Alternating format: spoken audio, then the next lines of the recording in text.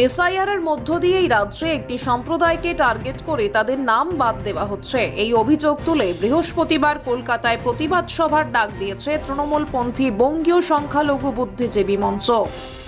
আর সেই প্রতিবাদ সভায় যোগ দিতে বৃহস্পতিবার শান্তিপুর থেকে কলকাতার উদ্দেশ্যে রওনা দিল সংখ্যালঘু সম্প্রদায়ের মানুষজন। বৃহস্পতিবার সকালে শান্তিপুর থেকে গাড়ি করে কলকাতার উদ্দেশ্যে রওনা দেয় তারা। তাদের দাবি, অন্যায়ভাবে বেছে বেছে রাজ্যের ভোটার লিস্ট থেকে সংখ্যালঘুদের নাম বাদ দেওয়া হচ্ছে। আজকে আমাদের বঙ্গীয় সংখ্যালঘু বুদ্ধিজীবী মঞ্চের আমাদের রাজ্য সভাপতি ওয়াইজুল হক সাহেবের নেতৃত্বে আজকে আমাদের ধর্মতলায় সমাবেশ আছে। এই সমাবেশ হচ্ছে আজকে আমাদের আন্তর্জাতিক সংখ্যালঘুদের অধিকার দিবস, সেই সঙ্গে আমাদের সংগঠনের প্রতিষ্ঠা দিবস।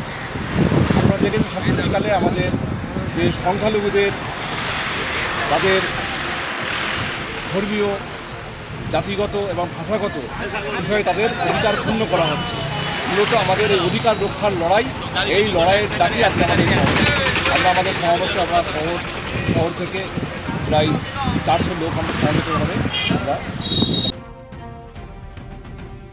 Bureau report, আর7 Bangla.